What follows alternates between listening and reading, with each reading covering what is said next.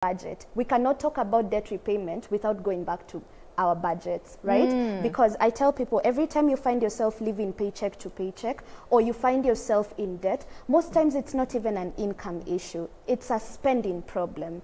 It's what you're doing with the money you already have. That was going to be my next question, right? actually. Is it always an emotional thing, or is it a lack of information? Because let's be honest, it's not like we took a class in Form 2, this is how you manage money. And we took home science, and we learned to make chapels. We did not actually. That's why financial literacy is so important. And like for me, I tell even adults, as in, I think we are at a point where it's enough. We need to stop making excuses, like my parents never taught me, I never got this knowledge in school, etc, etc.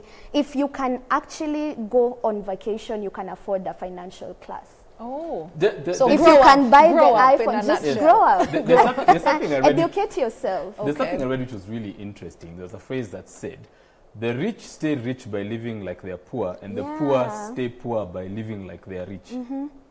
I don't know that that's true. I don't think that I've seen rich people living like they're poor. Okay, so I'll give you an example. Like Warren Buffett, who's like one of the richest people on earth. He still has the same car he bought when he was, I think, in his 30s, living in the same house, his very first house. I think it's but he's not, go to that house. It's not the house of a poor man. That car is not the car of a poor guy. But I think his spending is frugal. It's not. I think it's a priorities issues in the sense that what middle class people are doing is that we have too many broke people trying to prove to other broke people that they're not broke.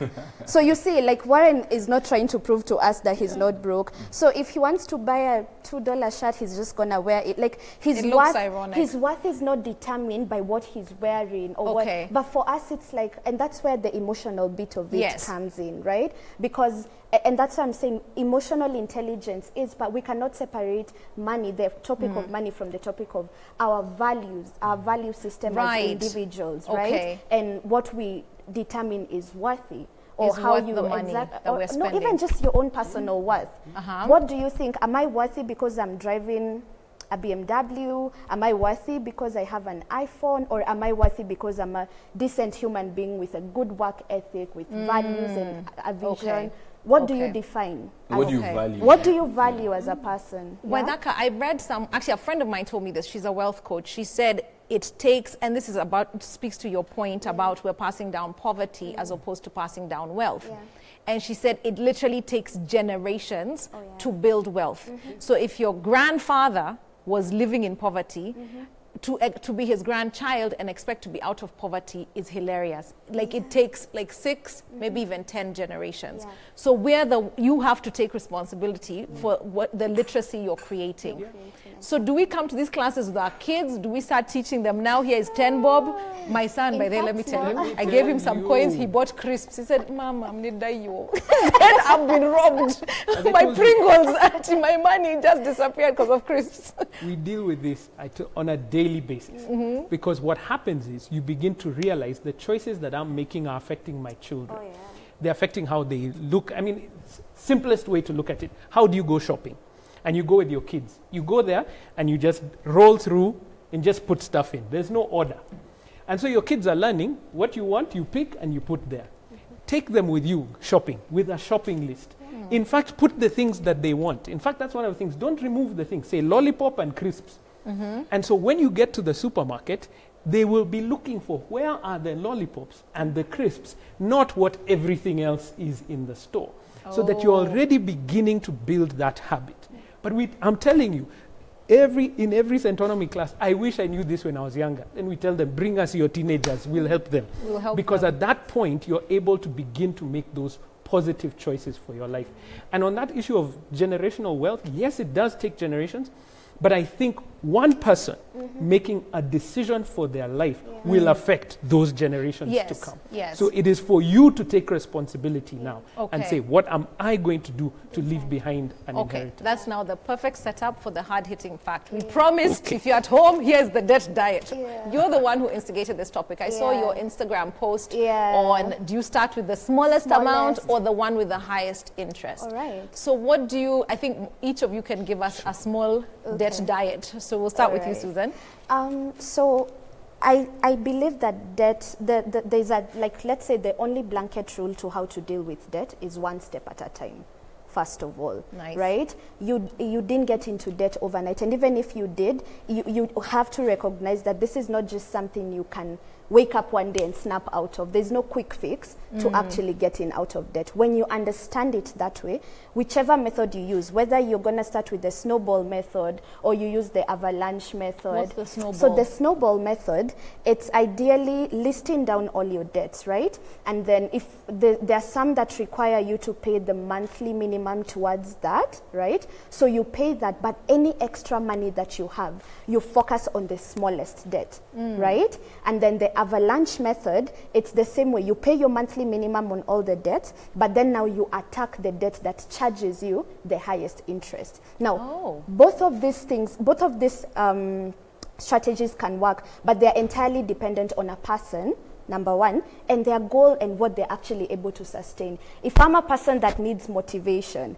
like I just need to see this thing getting out of my way, the snowball method, it's probably better, because when I see, oh, the 5K for Tala went, now I can go to the 7K for branch, and that one goes, oh, now I can pay the circle. You kind of like need that encouragement and momentum. That would work for me. That would, exactly. But then now the avalanche is someone who's like, I am so sick and tired of this high interest being charged on me every month. And so you kind of like want to just attack this really huge mountain. And for one reason, the only reason maybe someone would use that method is because you're really trying to minimize the interest being charged on you. Okay. So either one of those two can work, right? It just depends. I tell people, stick to what you know you can remain consistent in for the long term until you actually clear the debt. Okay. So there's no right way or wrong way according to me. It's just a step at a time. What works for you. Exactly. Okay. Hey, Waithaka? So, brilliant. I'm not even going to add to that. That's exactly what you need to do. Yeah. I think the snowball method, I said, works for most people. That's our experience. Really However, nice. What we didn't address was that you need to have extra cash to help repay. Where is that money coming from? Exactly. It's coming from a disciplined budget, which means you've actually looked at where does my money go and where am I going to send it. Now you're taking control. If you want to feel empowered by knowing this is how much money I have and where it's going. Because then you can be able to decide, okay, can I find an extra 5,000 to put towards my debt? Right. Because that extra 5,000 over a short period of time will save you millions in interest over the long term. That's true. So but you have to, before you do any of the methods that Susan, you have to find that extra cash. And it's through looking seriously at your budget and then also now looking for that extra cash through the side hustles and things, not without control. Because I loved your example where somebody's just, anytime there's a problem, I know, and that's a brilliant thing. I think Kenyans, we have such an entrepreneurial spirit that we can find the money. But if you're not creating a dam for that money to stop flowing out of you, then it doesn't work. Okay. That's what you're trying to do. Could you very quickly give your social media handles so that people know where to find you? Because I'm sure there are a lot of people, lots of questions. I'm sure you'll be bombarded. So you can find me on @Susan Wanjiku, Susan.Wanjiku_, and my website is also the Legacy Hub KE. We offer one-on-one coaching. If you're stuck in debt and you really don't know where to start, seek help. Seeking help is also a solution. Right. Okay. Centonomy.com, Centonomy on all social media, whether it's Facebook, Instagram, Twitter. If you look for Centonomy, and we offer classes that can help you overcome debt, but not, come on, we have to get past that. We are about wealth creation. So if you have the mindset of goals, then the debt stops being an issue, and now you're using it as a stepping stone towards the wealth that you want. Okay, so there you go. At least now you know where to get the help that you need, and don't be shy about it. There's nothing wrong with being in debt. What's wrong is staying in debt and not doing something about it.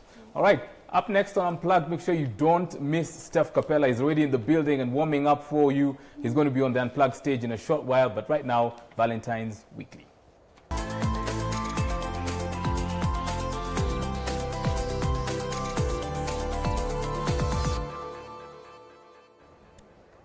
So come a little closer. Let me tell you a story. A few years ago, there was a girl named Wajiko, and she had a huge ambition to own a newspaper, and she wanted to talk to women about money and about business. So she begged, she borrowed. If, in case you haven't guessed, Wajiko ni mimi. I begged, I borrowed, I got a little money together, I negotiated my way into owning a little newspaper that was part of a daily national newspaper. It was fantastic.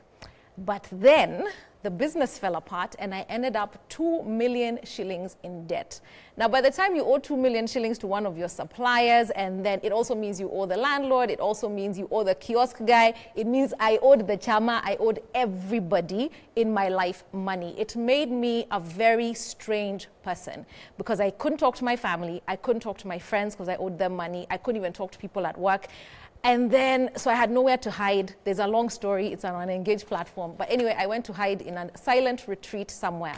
And in the silent retreat, I got that I needed to sit down and exactly what Susan and Waithaka have said, write down what do you owe, what do you have. And then something my mother always told me, if you owe somebody money, make sure you speak to them. So then I started speaking to every single person that I owed money.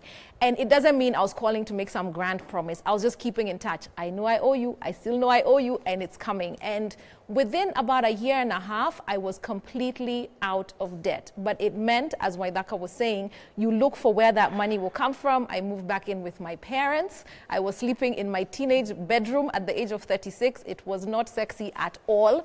But I'm sharing this to tell you that it is doable. You can get out of debt. You can crawl out of that hole and you can climb over that mountain of debt. It doesn't matter if you owe 10K, if you owe 50, if you owe 10 million. It's a mountain to you. It makes you strange, but you can come out of it. And it's one step at a time and being very real with what it is that the situation that you've gotten yourself into. And also it took forgiving myself. I learned, you know, I'm a risk taker. I did this big thing.